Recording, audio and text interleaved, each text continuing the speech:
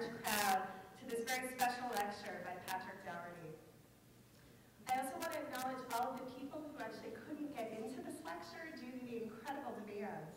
Thankfully, we are recording the lecture thanks to the Media Center, and it will be available for viewing on the Art Center website.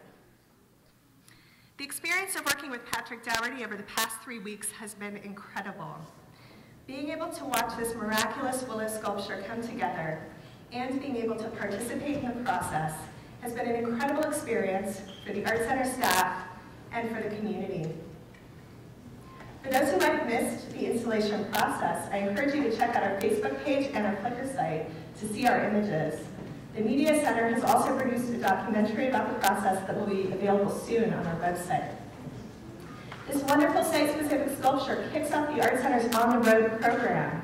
As many of you know, the Art Center will be closing in April for a much-needed renovation. During our closure, we'll be active in the community, running our popular Project Look program, our Family Day programs, and our class programs at different sites in the community. We'll have a mobile art truck at various sites in the community, and we'll be using that as an outreach tool. And we'll be doing one other art installation out in the community. Please be sure to fill out the green slips on your chairs so that we can collect your email address and keep you informed about all the wonderful things happening when we go on the road. Before I introduce Patrick, I'd like to acknowledge all of the individuals and institutions that made this project possible. First, I'd like to acknowledge our incredible Art Center staff. Our curator, Signe Mayfield, was out working on the installation in the cold, unloading willow, and talking to the community. Signe has also curated the wonderful companion exhibition, The Nature of Entanglements, in the Art Center galleries. As many of you know, Signe is retiring after 2 decades of service to the Art Center and to the community. The reception that follows this talk will celebrate not only Patrick's installation and the winter exhibitions, but Signe's dedicated and inspired tenure at the Art Center. Thank you, Signe.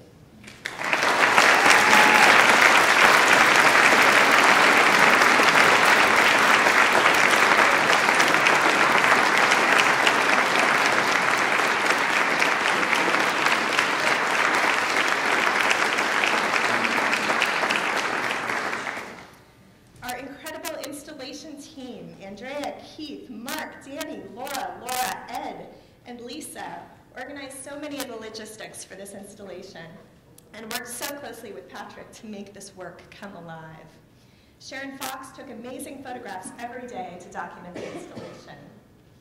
I would also like to thank our partners on the installation, the Palo Alto Art Commission, for their support and collaboration. Many of the art commissioners are actually with us here tonight. Thank you, Art Commission. I would also like to thank the Palo Alto Art Center Foundation for their support of this project.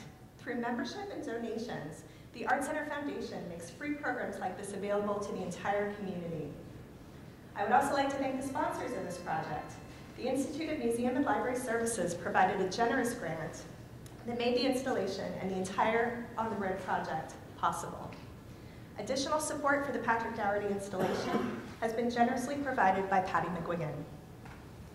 And last but not least, I would like to thank Patrick. Over the past 3 weeks, I've been so overwhelmed by Patrick's generosity, his willingness to stop at any moment to talk to visitors about his process, and his openness to sharing his unique vision with the community. Thank you, Patrick.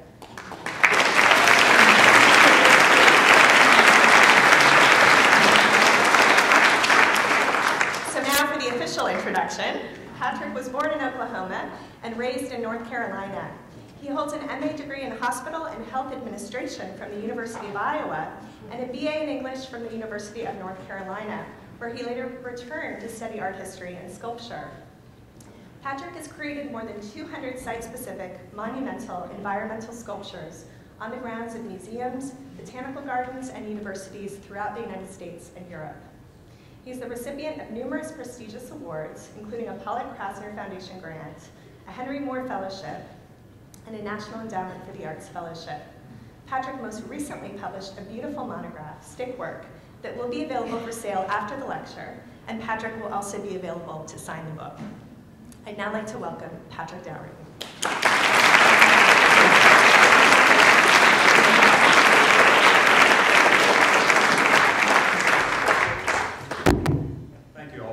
much. Okay, get set up here a little bit. For the people that worked on the piece that haven't signed my gloves, this is the last written record. So if you will come up afterwards if you worked on the piece and sign. You know, my son Sam, he's a teenager now, but when he was younger, he had a kid's book about 3 bears that encountered urban sprawl. And these bears, they went up over a hill near their house one morning and they looked down and somebody had built a shopping center overnight. Well, already people are hustling and bustling up and down the sidewalk and they all look so satisfied. So the little bears, they're not sure they're happy anymore. And so somewhere they find people clothes. And the next sequence of pictures, you see these little pint-sized figures moving amongst the legs of all the other passers-by. And the caption reads, well, now that they're like everybody else, are they really happy? Well, no, not really, because underneath their people clothes still beat that furry little animal heart. Well, a big wind comes up and it blows, men's ties out, women's skirts up. One big gust blows all the little bears' clothes off. And they realize who and what they are. Wow, they go tearing back across the parking lot, back to a place they could just be themselves. So it hadn't been so many years ago as the crow flies that I was getting ready for work. I had a coat and tie on and a briefcase, start down my walkway, and a really big wind comes up. And it blows and it blows. The first gust blows my briefcase right down the street. The second blows off my coat and tie. The third blows everything else away. And as I'm standing there, completely amazed at this unlikely turbulence in my life, the only thing I can feel under those people clothes is this thudding of an animal heart. And I have these flashbacks to all the times in my life when all I imagined was giving up my regular life, going off into the distance, maybe into the wilderness, building a small cabin, and living in a more essential way. Well, it was a time of change for me, and I found myself at the how-to section of the library. And I saw things like load bearing and R factor and coefficient, and I thought, well, maybe building a house, even a small cabin, is a whole lot harder than I thought. Well, luckily for me, as I start back across the library, I stumbled on a stack of National Geographics, and maybe the first one I picked up was about the barrios in Rio de Janeiro, in which a certain segment of the population, the disenfranchised, have to go out into the highways and byways and pick up the dendritis, the cast-offs of urban life, and take that material somewhere and build them someplace to live. And I said, I know I'm not supposed to like this because these are really poor people. And yet they did an amazing job with the materials that they had at hand. And in my mind, it constituted a kind of raw aesthetic. Or maybe it was an article about these native tribe in the Amazon basin who had to go into the jungle and forage whatever was there to build the things they needed. And I said, I know these huts don't have any running water or electricity, but they're beautiful. And they fit so well back into the environment from which the materials came. Or maybe it was a bird from Africa that had done an amazing engineering feat. And I said, I know these birds are not smart enough to do this, but in human terms, this would be amazing craftsmanship. It's then I realized that maybe I wasn't a normal builder. Maybe I was more of a hunter and gatherer or some kind of an inspiration builder. And you know, I did get started on that house, and I learned some things while building it that really stood me in good stead in my art life. The first is as simple as it's just learning to accept what you do. Because if you don't know much about building, you put a window in the morning, you look at it all day, by the end of the day you're thoroughly disgusted with yourself and you never make any progress. So I decided even before I began this process that I was going to do the very best job I could do. At the end of the day, I was going to accept my progress, and the next day I would build on it. The second thing is if you use non-standard materials like so many sculptors do, you can't always go to Lowe's or Home Depot and buy the things you need. And similarly, if you cut down a big tree and use it as the mainstay of your house, how do you know it would work, and who would you ask? Well, I played a game with myself, giving it my one best shot. And I said, if I'm the last person on earth and there's nobody else to ask, what do I think? Do I think it's strong enough? And somewhere along there, I began accepting responsibility for the kinds of things that I designed and made. The third thing is that working day in and day out in a very unself-conscious way, I began to see what I liked and what I didn't like. And I saw how much personal preference played into those choices. And over a period of time, I began to develop my own sense of personal aesthetic. And finally, I saw how important need was in getting anything done. I needed this house. And so I was able to coalesce my best energies and direct my best problem-solving skills. And sometimes when I have a friend who's not doing that well with their work, I say, hey, you've got to figure out how to knead it. Well, you know, I didn't know it was getting out of hand, but my neighbors did. And they were always coming down to my house and scratching their head and kicking the dirt. And once my friend brought a relative from another area of the country, and he said, you know, I like what you're doing here. You're a real artist. Well, maybe for you that would be a good moniker, but for me it felt like the edge of the earth, and I really wanted him to take it back. But upon reflection, I realized that as a child, I thought that being an artist was the greatest thing it could possibly be. The only trouble was it seemed to come with this tremendous sense of social responsibility. You were supposed to do something great, something earth-shaking, something that saved people. And it came also with that onerous word, talent. You were supposed to be, somehow you were supposed to be talented. And I knew what those two words, art and talent, had to do with Michelangelo and Leonardo da Vinci. I just couldn't figure out what they had to do with me or anything I was doing at my house. Well, you know, one shimmering moment, I woke up and I was enrolling in the nearest art department and taking art history courses and sculpture courses. And, you know, for me, that moment, that day was the best day of my life. Because I didn't know there was anybody else around like me.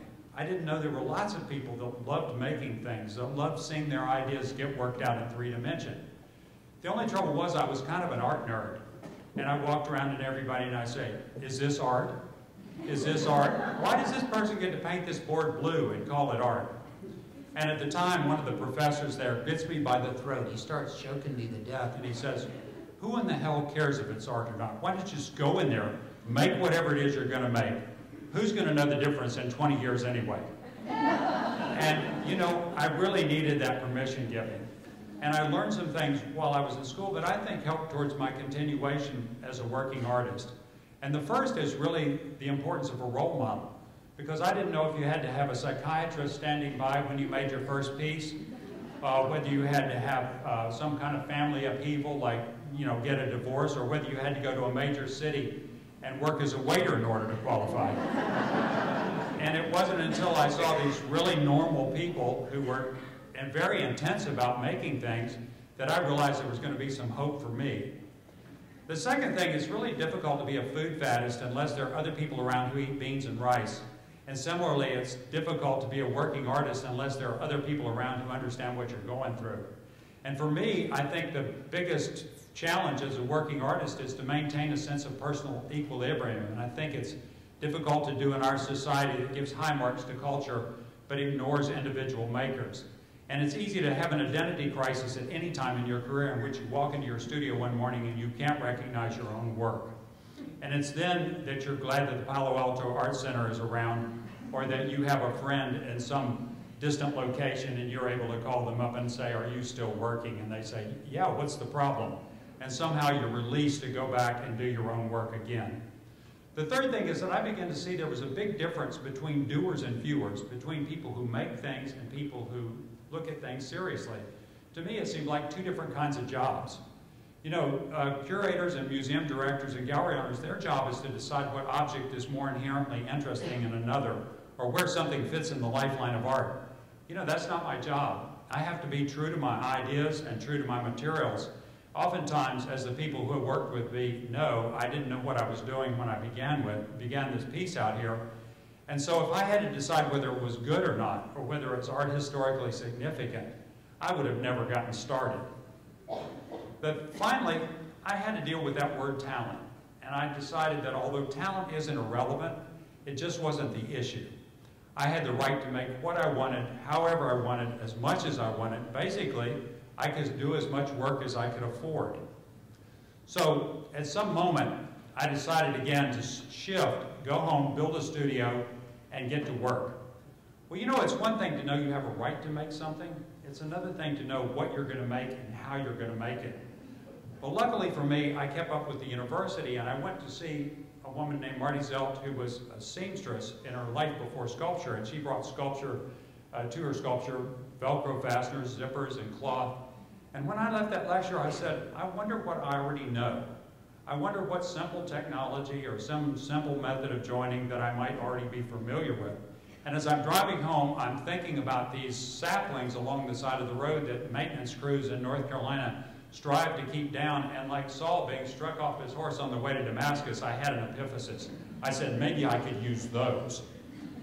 It wasn't so unusual that a woodsman like myself would see the potential of the saplings along his driveway because they're plentiful, they're renewable. It's just like having a giant warehouse always at your fingertips. After working with this material for a while, I realized that I had a deeper resonance with it. I had grown up in the woodlands of North Carolina. We have lots of underbrush. We have lots of intersecting lines. And like some kids laid in fields and looked at the architectural details of clouds, I found myself studying the drawing quality of the winter landscape, all those hatch marks, all those raking diagonals up there. So when I turned to sculpture, it seemed easy to co-opt the forces of nature and play on that natural drawing style onto these large gestural forms. Before I could get going, I had to figure out what birds and beavers and other natural shelter builders know about sticks, and that is that they have an inherent method of joining. If you drag a stick through the woods, you see what I mean. You start out pulling it, but then it's really entangling with everything. And that simple entanglement is the way that this piece outside is put together. In addition, each stick has a little flexibility in it, so if you flex it, you pull it through a matrix and let it go, it kind of snaps back and holds itself in place. So that's the how, but the what. If you had seen me at the time, you would have taken pity on me. I could spend maybe 5 minutes in a museum before I'd have to run down the steps with sweaty palms and go, you know, I think they've used all the good ideas up. Or I would look in an art magazine and I would say, you know, I think they've exploited every material. Or then you hear in the last census alone, over 1 million people in New York City claim to be visual artists. You say, there's too many of us. But you know, after worrying about it for a while, I realized that I love to make things, that I was really a maker, and I decided the art world was just going to have to lump it. You know, before I show you a few slides, I'd just like to say 2 other things. One about the art world in general, and the second about creativity. You know, for me, the art world is not a wall. What it is a loosely knit group of jobs, and those jobs are filled with people like you and I, good people. And those people don't tell artists what they have to do.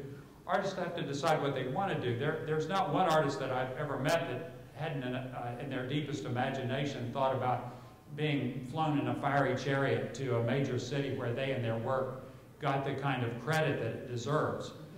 The only trouble is we all want different things. Some people want to live in a certain place. They want a certain kind of car. They want a certain kind of life. And it's these real world things that help us set the priorities as to what we allow ourselves to be available to. The second thing is that, you know, I arrive somewhere with a pair of clippers and 3 weeks later I have to have a good piece. So I've had a few reflections about creativity.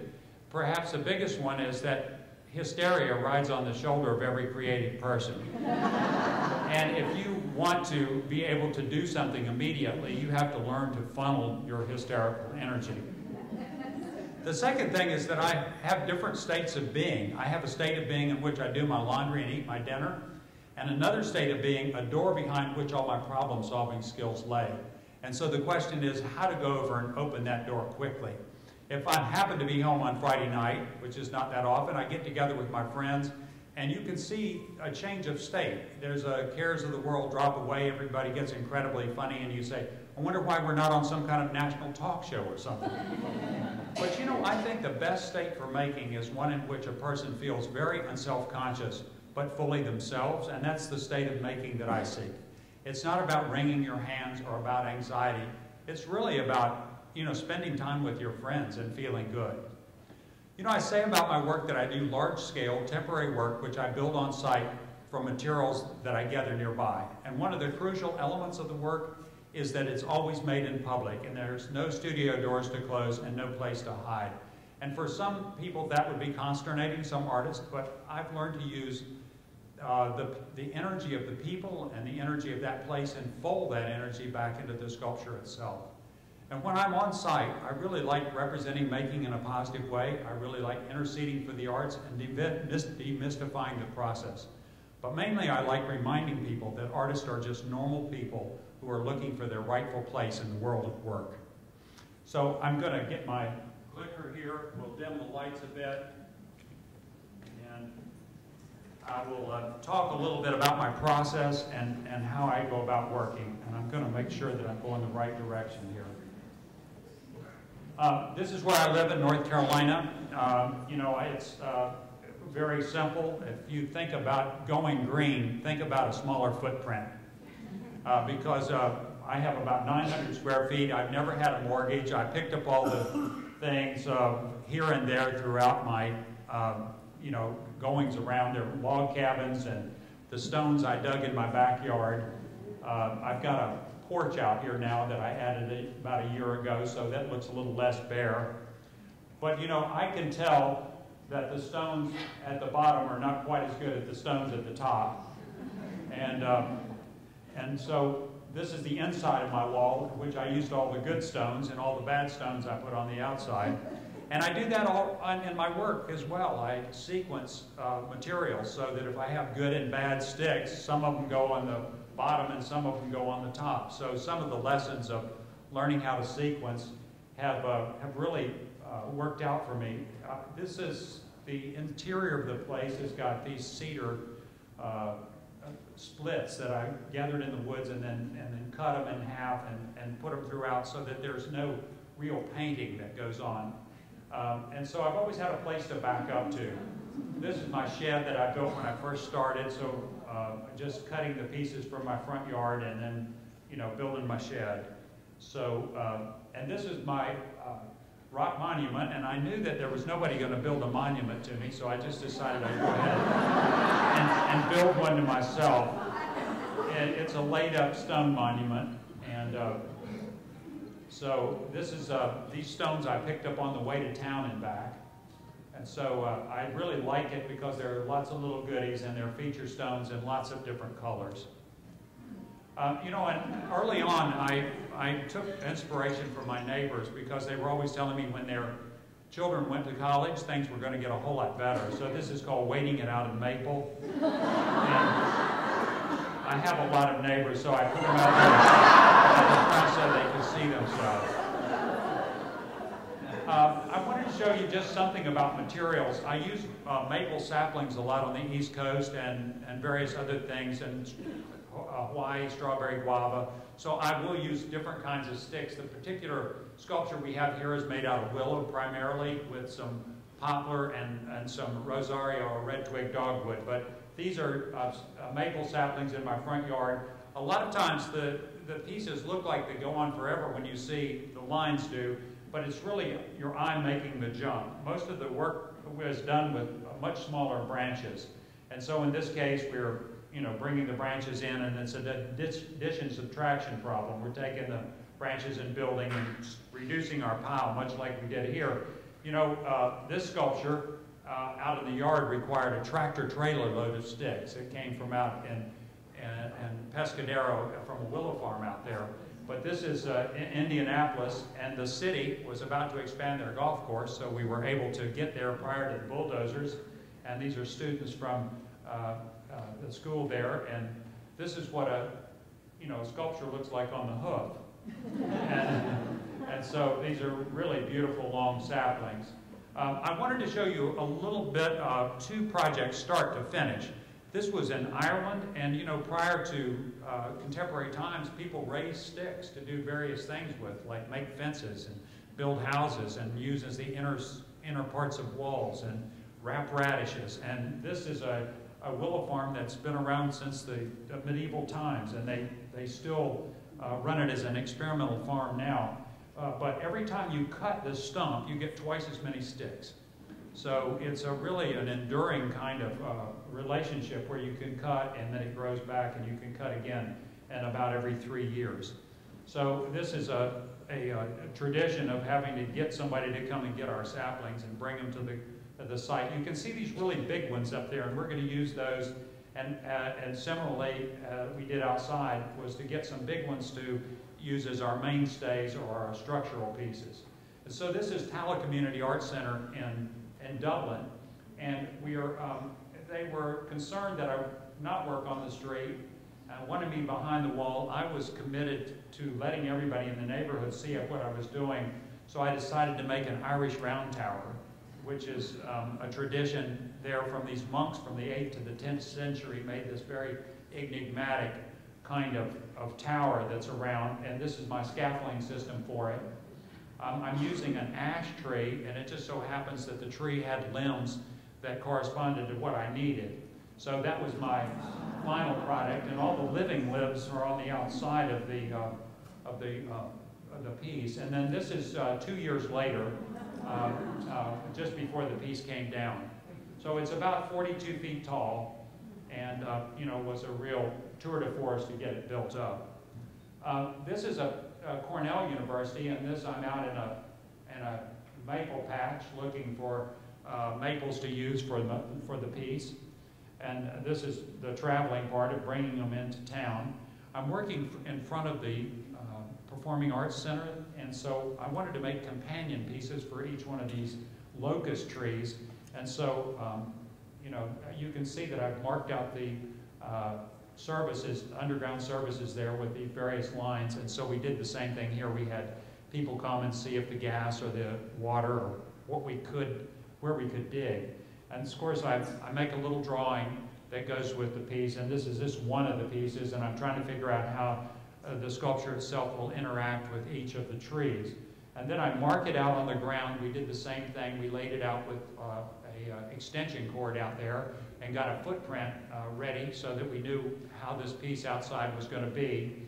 And then we drilled holes. In this case, they were willing to let me drill into their concrete plaza and set our uprights, which are these bigger pieces that we're using as our structural pieces.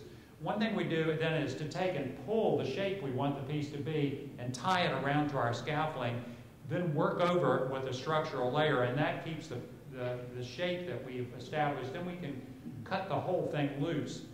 And so this was our a little bit more elaborate scaffolding system than we used here. And this is our final product, the day of the opening. I wanted to talk a little bit about the way I work. And this is a piece at Savannah College of Art and Design, and it's the old county jail, and they've given it over to the college to build a library.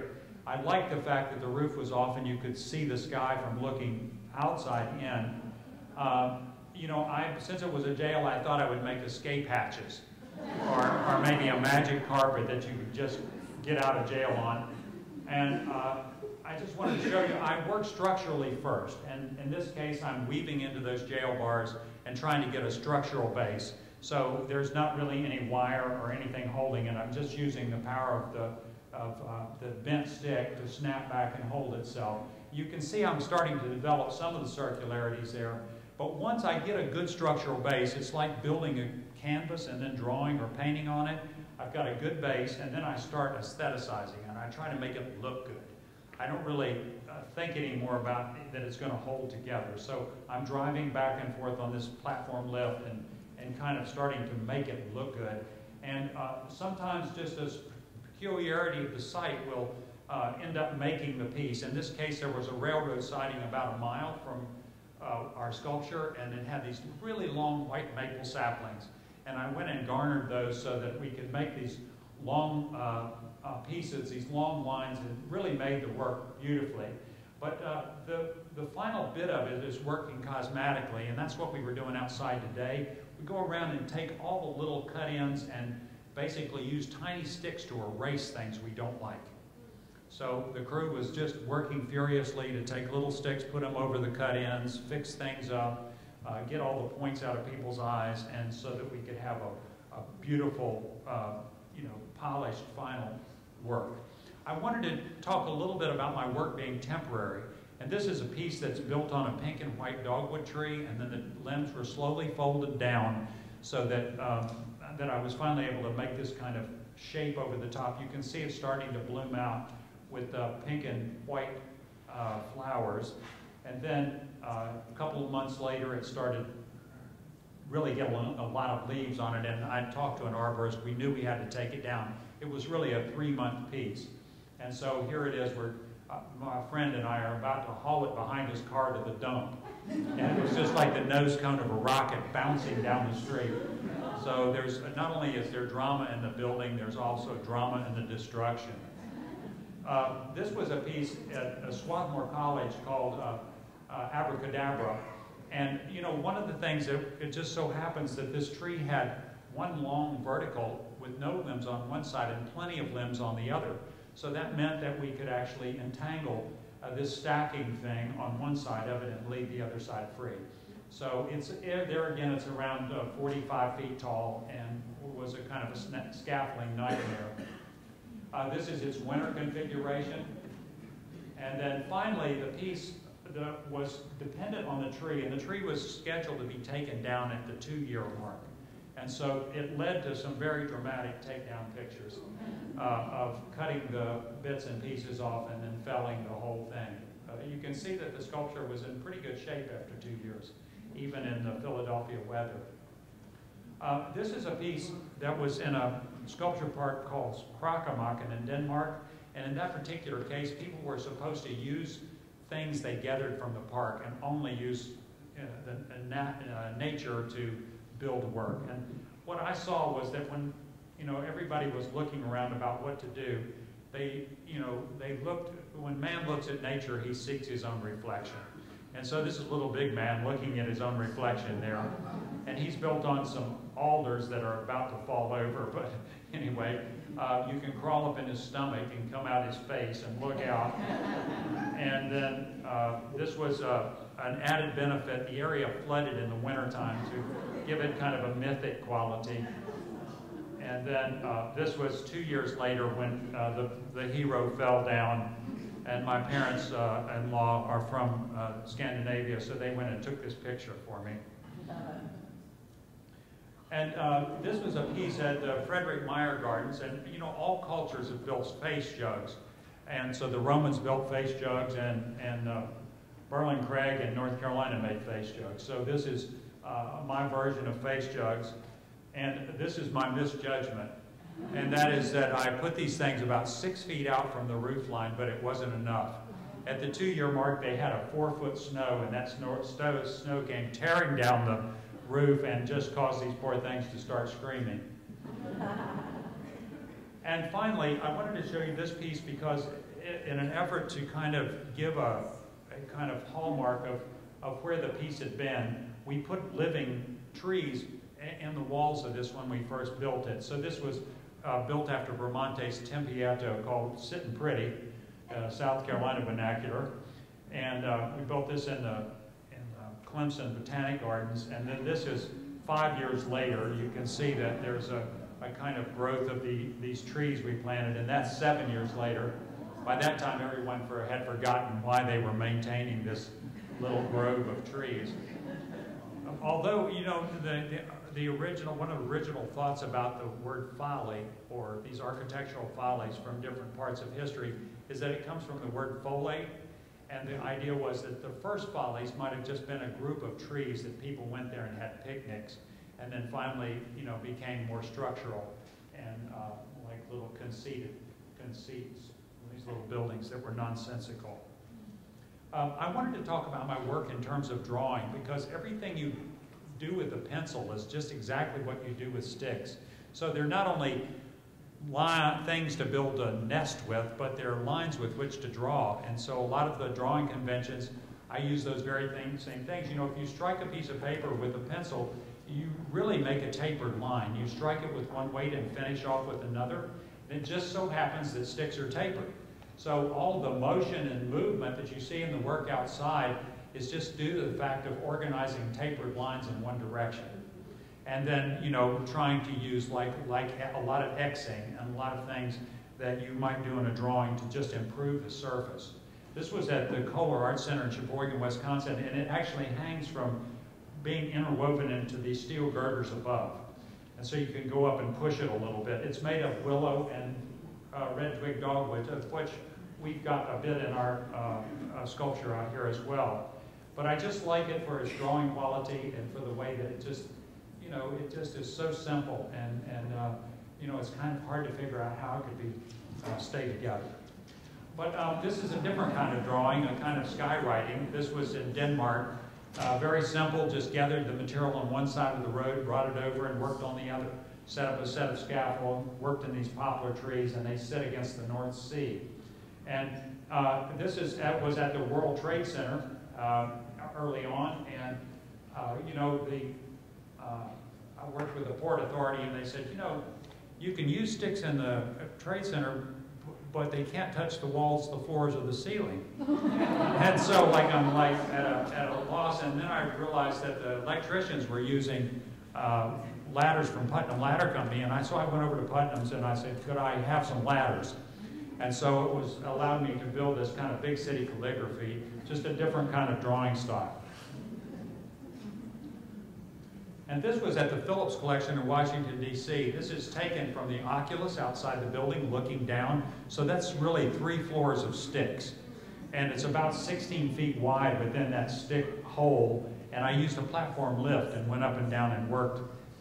And so I've really learned to work in organizations where things are still, there's ongoing activity. So we couldn't close the stairways. That's the only way people could get upstairs.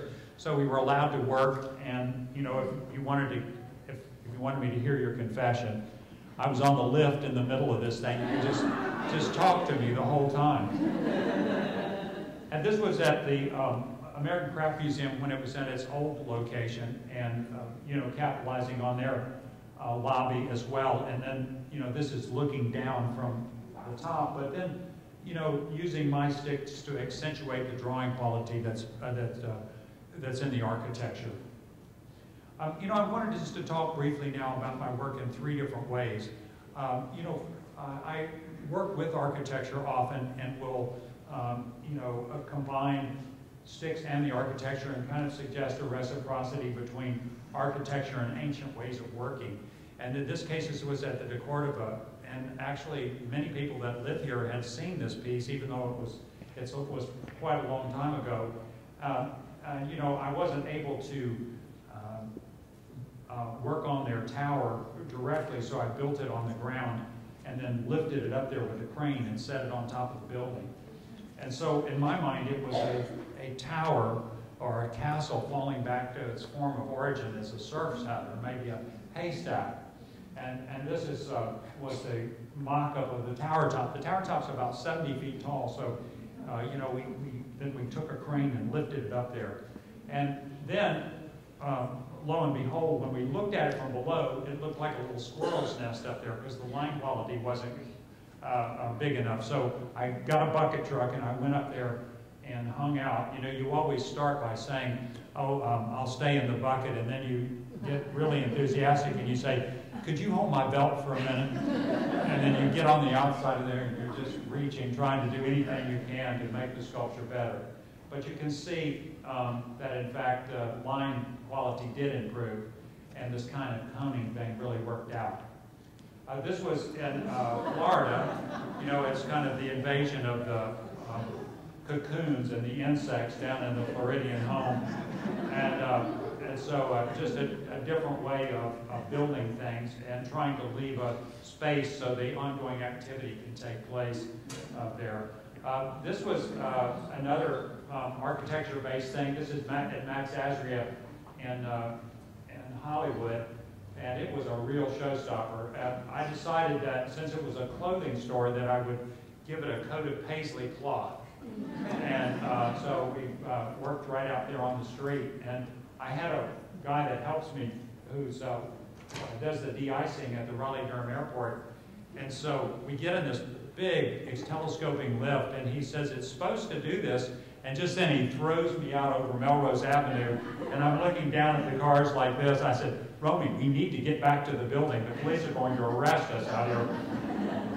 So we had a bit of fun trying to put these things. Those sidewalks are only 4 feet wide, so you know we really took more than our space. The second thing that I have done is work in trees and using trees as a foil for the sculpture itself. And this was a piece in Japan, and this tree was planted 400 years ago, and this little temple that I was staying in was built at the same time. So the tree was planted when it was built. A lot of times sacred trees in Japan they're sanctified by having a big rice rope that looks like a cornucopia. And so that gave me the idea of kind of sanctifying this tree. So it's called Holy Rope, and it kind of fits around this ancient tree. This was some Occidental folks that came to visit me, and they got up, and you can see how the thing actually works. It's built into the verge of all the trees and bamboo forest that was sitting behind that big oak tree. This was a piece in Nest Gardens in England, and it's a series of Leylandia. It looks like a hedge, but if you go inside, there are these huge cathedral-like spaces in there. So my idea was to build these skylights into the space and then build this kind of elaborate hallway that went all the way through these chambers. And so you could start on one end and then end up on the other. So you could just kind of walk into it in this regard and then make your way down the hedge. This was a piece in Birmingham, Alabama, and it's called Rarin' to Go. And if you build something up in a tree, no one will look at it. You have to lead the eye up there. So this piece starts on the ground, and then when you go inside and you stand on the third floor, you realize how tall it is. That there are these huge spaces. The piece is about 50 feet tall, and we serviced it off of the roof. And, well, I think of it as a roller coaster for squirrels. And so I've taken the limbs from two different trees, brought them together, woven over them. So the piece lasted through several big hurricanes that came up the coast and actually penetrated into Birmingham. But also, not only have I used trees, but I've used the overtone of trees to set a mood. And this is in Savannah, at Savannah College of Art and Design, in one of the public parks there, kind of an architectural folly. This I loved because you could see these kind of source limbs above it, and then also it dropped all the Spanish moss down in it and made it really, really nice inside. Another piece that relied on a tree and its overtones is in Hawaii at the Contemporary Art Museum there on Malakiki Heights, and then kind of using the trunk system of this monkey pod tree to give feeling or give a start for what I should build there. It's these kind of little hut kind of things that go up in the tree and then make some activity up there and then come down in a max set.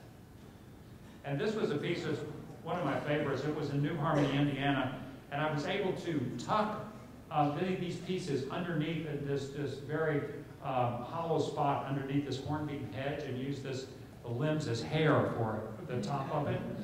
And it's right into the main street. So you have the traditional main street, you turn, and this was Village Commons, and then you have thrown back in time, a kind of cliff dwelling out of sticks. And this I like so much too, because this is its winter configuration with all that verticality. And it lasted quite a long time there. This was another piece of relied on trees in North Carolina, at the North Carolina Museum, and it was called Trailheads. And these pieces looked out in three ways out into the field. They have a sculpture park there, and they rely on the crown of a tree to carry the weight of the head. So it's kind of woven into, each head is woven into one particular tree and its set of limbs. Finally, what I've had to do, because they've got no trees for me to work in and there's no architecture to commandeer, a lot of times I just have to work someplace, and they say, well, do your best. And so I don't want to turn down the work, so I've learned to really build things that can stand on their own. And this was at Yorkshire Sculpture Park, and in that part of England, they have lots of standing stones and Neolithic graves, and so that gave me the idea of making these inner chambers with these big pieces that lean on each other. This was a piece that had to stand on its own as well. It was in Brussels, and it's called Sleepwalking, and it's about 27 feet tall, and it's based on kind of a tripod principle with, each one of these big heads is like 12 feet wide and really tall. It was a great piece. It's called Sleepwalking. This is a piece that's just about to come down in Philadelphia at the Morris Arboretum. And, I started out with the snail shell from my garden, and then I said, no, maybe not escargot, maybe it's a layer cake. And then finally, I thought, no, it's a 14th century Japanese hairstyle. And finally, it ended up with Dr. Zhivago, so we called it the Summer Palace. And it was really a fun piece to build. This was at Bowdoin College. It had to stand on its own as well, and sometimes the inspiration comes from some admonition. And in this case, they don't really have any bums at Bowdoin College, but it got in everybody's mind that the homeless would come and sleep in this piece. We built it So I built a piece that the homeless have to sleep standing up. And they can't actually lay on the ground. And so it made a good piece. And I've learned to join things at the hip so that I can add stability for, say, like snow. So I've always got to build for whatever, active conditions are involved. And in case you saw the piece in front of City Hall in San Francisco, it's such an active site that the piece had to be clearly 10 feet above anybody's reach. So that's why it was in the trees rather than on the ground. It just was a practical concern and led me to design for the space. This is a new piece that's down in South Carolina in front of a performing arts center. It's called Ain't Misbehavin'. And there's actually 5 of these kind of jocular heads that flank the front entrance. A piece that was at the Museum of Glass in Tacoma, Washington, and was able to extend the work by using the reflections. It's not exactly glass, but maybe glass would be made that way into these kinds of shapes. This is a piece that's just about to come down in France. It's called Sorte de Cava. The inspiration was too many glasses of wine on my part. And Sorte de Cava is a saying in France that when the wine is done in the cellar, then the wine bottles themselves are free to drink. And that's why you see these bottles tipped over all over the place, that the bottles themselves got drunk. So when, in a vernacular way, when you're about to go out to a bar and you're leaving your parents' house, you tell them you're going Sorte de Cava. You're free to drink. And so this is was another one of my favorite works, and then this is one of its foggy days. This is a piece that I just finished in North Carolina as a private commission, and the owner wanted to call it Peekaboo Palace, and I thought that sounded like a shady house of some sort. So I called it Hocus Pocus. So the piece has actually got 2 titles. And this is a piece, I like this shot because, there aren't any wires or rope or anything holding this together. This is just held together by this simple entanglement of sticks. Finally, this is the last piece I want to show you. This is a piece in Scotland, and all those nice fields and so forth, and it's built on a standing stone thing of the Calendish standing stones, and and this is my stick version. This is show you just the scale. That's the guy that brought my scaffolding. But what I really wanted to show you is how many people will come to see a sculpture burned. And this was 1 year later. It was part of the European Cultural Council. They had a big party to burn the sculpture in a very dramatic way, and everybody from far and near came to see it happen. And this was its downfall. But and the next morning, its footprint. But adding insult to injury, the dancers cooked their breakfast on the coals that came from the sculpture. Thank you very much.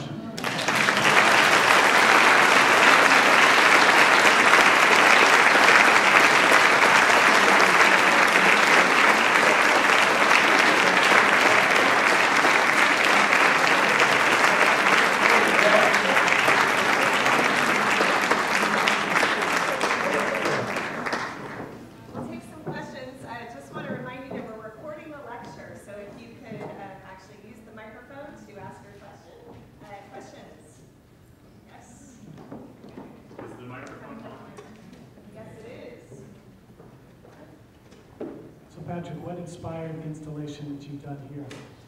Well, the title of it is Double Take, and Signe said it the first day I came. She said, "Those people are out there looking at it twice. They're doing a double take." So I thought that was a great title, and also the piece is designed so that you have kind of 2 sides. You have a more architectural side, clearly architectural side, these domes, and then on the other side it looks like a series of huts or indigenous tribes might inhabit the back, and I don't know, some kind of peoples might inhabit the front. I wanted something really that you could read from a distance, because people are going to really see it looking at it from their car. So I wanted an active skyline for it. Then I wanted to make sure that there was some way of really joining the whole thing together. So I had these idea of these big openings that would be connected by an excited line. And the thing is in kind of an accordion shape. If you notice that it's got these facets, and so it zigzags back and forth so that you can see it from both sides, which side of the roadway you came from, so one or the other. And then that zigzag also makes it much more exciting inside. So if you go inside it, you can't see all the way down. You have to kind of go back and forth like this. And if you've been around when the kids are in there, they really love that part of it. You know, always the idea of making something safe means that you feel, you know, comfortable in it, but you can see out and preview who's in there. So you'll notice there's lots of windows and lots of doors. I've called the 2 doors on the front's relief valve. So, you know, if a lot of kids are in there, they've got to get out. They're not going to go out the back doors. They'll jump out the windows if they can't get out the front. So there's a couple of doors out there. So a part of it is, I don't know where my inspiration comes from. Just sometimes people say things to me. I see some buildings in the distance. I might see mountain skyline. I see trees. Sometimes it happens while I'm gathering. I'll say, God, this material would be perfect for this or this or this. So always it's kind of a floating compromise between the materials that you're going to work with. You often don't know what those are until they're actually on the ground. You know, ideas that people give you, and just the specifics of the site of trying to build something that has the right scale, that seems to fit. If you notice the overarching sycamores out there will make a really comforting place. When the leaves come on, you'll feel like the thing's cradled a bit underneath these sycamores. So, you know, I don't know why we have to have onion domes on the front, and you know, but anyway, I think it's going to be an interesting piece.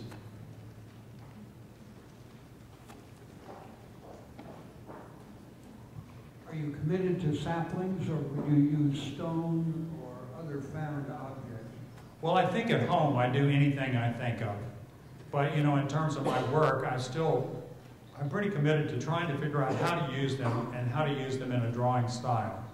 So there are some artists that paint sticks, but I love the natural colors of them. You know, and I'm still finding lots of ways of challenging myself. I thought this was a real challenge to build these kind of cowboy storefront, you know, domes on the front, and then use the zigzag to make them stand up. And, you know, I just, although I use certain conventions each time, like being able to go in, I also challenge myself each time to try to do something that I haven't done and use the site well.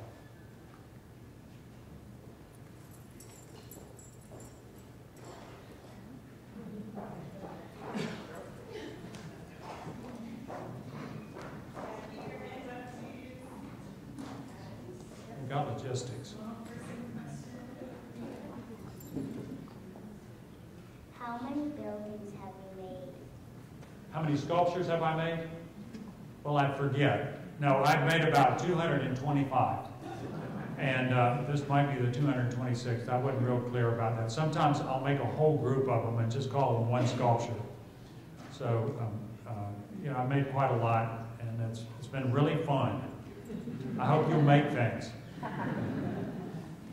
In terms of your buildings appearing to be like shelters, did I see that there's any reference to cocoons in some of those forms? Yeah, you know, if you're, it's all kind of based in feelings about hunting and gathering. You know, that insects hunt and gather, birds do too, and we do, and we play by the rules. When you mess with sticks, they'll only do certain things and they won't do other things. So, you know, a lot of the similarities of whether a hut or a nest or a cocoon, you know, they all have some kind of thing going on. I just kind of reference all of those things, reference home and comfort and drawing. And what I'd say is that a good sculpture elicits lots of personal associations in the viewer. In other words, there's some personal place to start. And it turns out that so many people have had the experience of playing under the lilac bush, or for 1 minute they remember the time that they knew nature was separate from them. And they remember that time. They were under a bush, they were in the woods, they were somewhere, they were holding a stick. And so there's just lots of fun memories. And really, I think we all contain a little bit of those memories of our ancient ancestors. You know, that's why we already know everything there is to know about sticks. It doesn't take much for people to pick up a stick and start helping me, because they already know about it. I just give them permission to hell out and hold forth, and things go pretty well.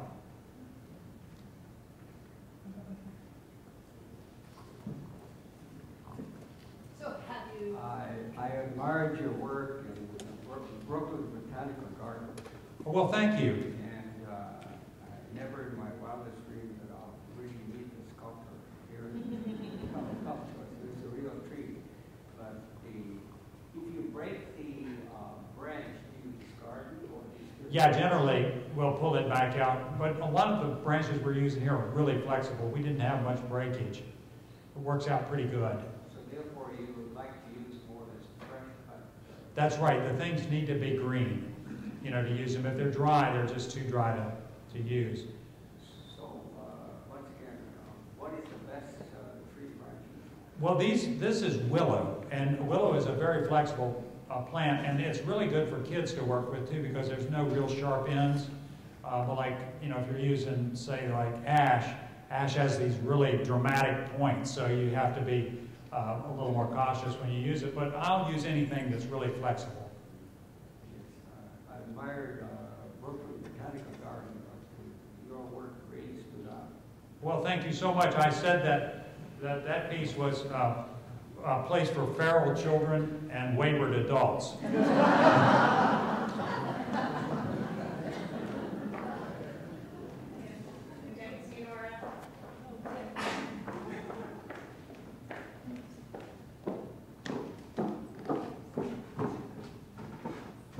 I love your work. It's simply amazing in terms of architecture and the different playful forms that you use. So thank you very much for showing us the variety of work that you do. I was wondering if you've ever tried working with bamboo that at first is green and then turns brown, or some dramatic change in color? Well, the piece in Japan that you saw that was in that tree was made out of reed. That's kind of a bamboo. And I have made some work with bamboo. I just didn't show you pieces, but bamboo is hard to work with. And to use something really big, you either have to just use the top of it or you have to split it. And so all these bamboo workers there, they use a special tool that split it out.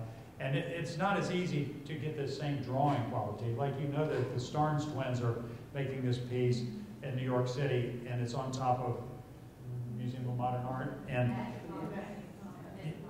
yeah, a Metropolitan. And one thing you get with it is you get this kind of frenetic quality of line, but you don't really get the drawing quality. You can't organize tapering. So it's a kind of different thing.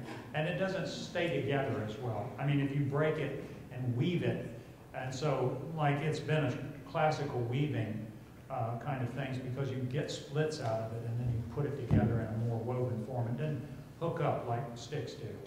Thank you.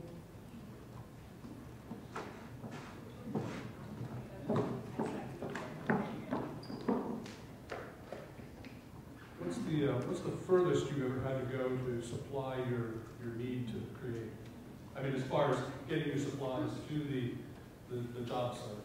Well, I'm just recalling that I worked in Palm Springs, California, and we brought the material from the willow farm in Pescadero. Oftentimes, that was more sticks than the desert had ever seen. But they backed that tractor trailer up there, and everybody go, whoa. But usually it's urbanization that supplies the sticks because they're clearing forests like crazy, as you know, and what happens is that the second blush is all these saplings coming up. Developed forests have no saplings. And then prior to the box store coming in, I'm out there cutting the sticks down. So generally, either I'm cutting in a sustainable way through a willow farm or a supplier like that, or I'm cutting something that's, I'm just beating the bulldozer to in an urban area. So I'm give a second life to it. Could you tell us a little more about how you use drawing in developing ideas, or are the drawings more just working drawings or an afterthought? Yeah, my drawings are, some sculptors make not so good work and great drawings from the work that they've made. But my drawings are just bad to begin with. So I do thumbnail sketches, and I use those, and I often read into them. So if I spill a coffee spot on my drawing, I say, oh, I must have meant this. So I generally do a kind of an idea sketch, and then I lay the piece out, and then I throw the drawing away and just start working on it. And oftentimes the people that are helping me will give me ideas as well, and we might say, oh, let's stop doing it that way because I've seen somebody working, and I'll say, let's start doing it this way. So, you know, there's a lot of, like you would with doing a painting, there's this way that you're back and forth and you're reading into the work and then you're deciding how to proceed from what you're seeing, just really specifically, minute by minute, you know. So it's really interesting. I admire your work, you're truly an artist. Have you ever had an experience where somebody vandalized some of your work, being it so open out to the public? Well, occasionally we have a little bit of vandalism. Generally it occurs in the first 2 weeks when the object is them rather than us. So if you can kind of get it through the first 2 weeks or host it on Halloween night, you know, both of those things can, you can be strategic about it. Generally, when people like something, they leave it alone. And so, of course, this is going to coast along unscathed because, you know, people like it here. And it's hard to hate something when your neighbors are working on it. So by using volunteers or, you know, just normal people to work on it, a lot of times that will ease the pain of it. And we're really willing to talk to anybody while we're working. And that's another key component. We're there for 3 weeks. And so about everybody that needs to say something to us can say it. And there's the drama of building. In other words, you're calling the police when they're putting the branches out there first. You know, and those may be the same people that are inviting you to dinner the last day. So there's a way that through the thing that the sculpture is kind of selling itself. And when it finally comes to be much better than anybody thought it was going to be, there's a way that it starts endearing itself. And then there's the fact of just plain hard work. People, if they see it and they're driving by in their car and they see you out there slaving every day with your crew, there's a lot more respect that's been embedded in that work. So there's a lot of things going for it. And of course, you know, put it across the street from the fire department. I mean, we are fire retardant, but we've got a second line of defense, you know. And on college campuses, across the street from the police station is a really good place as well. This is our last question. I have 2 questions. I would say that your work is very sacred. It's very beautiful. My first question is the sleepwalking sculpture in Brussels still up? No, it's not. I mean, these things, everything is temporary. You get 2 good years out of it. Interior pieces, that piece could have lasted forever because it was inside. But one of the accommodations I've made is to make only temporary work. And that means that I've used an enormous number of great spaces that could have never tolerated a permanent work. And I was able to exploit the element of surprise in a way that many sculptors are not able to do. And my second question is that I would imagine some of these very large sculptures would have taken a long time. So over how many years have you built 226 sculptures? I work in 3-week segments. I've got a plan in my life. I'm home for 1 week, I'm away for 3, I'm home 1 weekend of those 3. And so, you know, I'm planned out 2013, and I'm just work one place every month.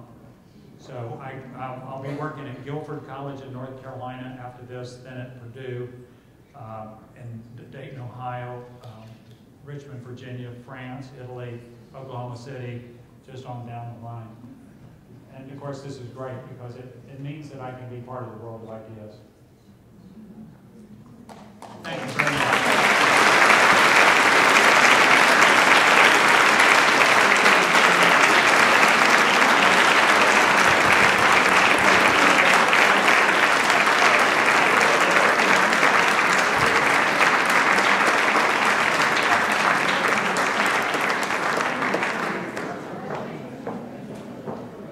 Just a reminder that Patrick is going to be signing books and we're going to be selling books at the table over here. We're going to be forming one line. If you brought a book, that's great, but one line for sales and for Patrick to sign. Again, I want to thank Patrick for a really illuminating lecture. And I want to invite all of you to join our reception in the Art Center in our meeting room. Join us for refreshments. Thank you all for coming.